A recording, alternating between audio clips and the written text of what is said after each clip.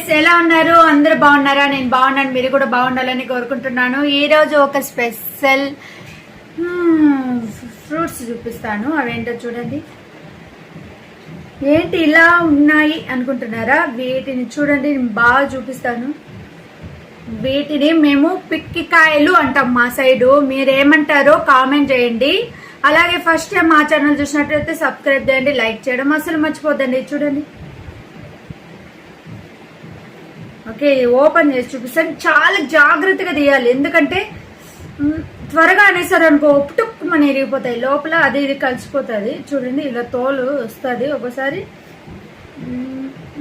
అయ్యో,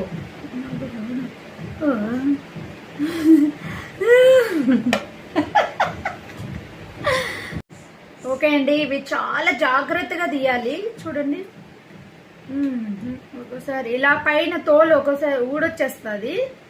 చూడండి, ఇలా అయినా చేసుకోవచ్చు, లేదంటే చిన్న ఇలా స్మూత్గా అనాలి.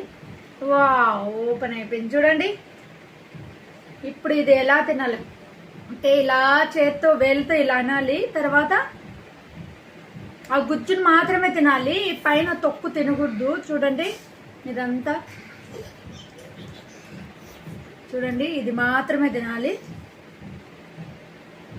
బాగుంటాయి, కొన్ని తీయగా ఉంటాయి, కొంచెం కొంచెం కొన్ని ఒగరుగా, కాస్త తీయగా పుల్లగా ఉంటాయి.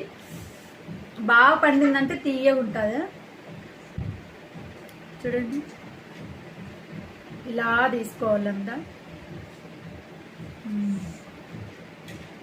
బాగుందండి, నేను తీసుకున్న కాయ బాగుంది.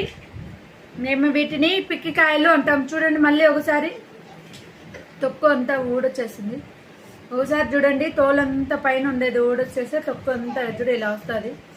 దీన్ని చాలా జాగ్రత్తగా అనాలి. ఓ చూడండి, అయ్యో చూడండి, నేననే అనడానికి అది ఇలా ఊడిపోయింది, ఇలా అయిపోతుంది అనమాట. గుజ్జు ఇది అంతా కలిసిపోతుంది తోలు, అందుకే చాలా జాగ్రత్తగా తీయాలి. Okay guys, bye.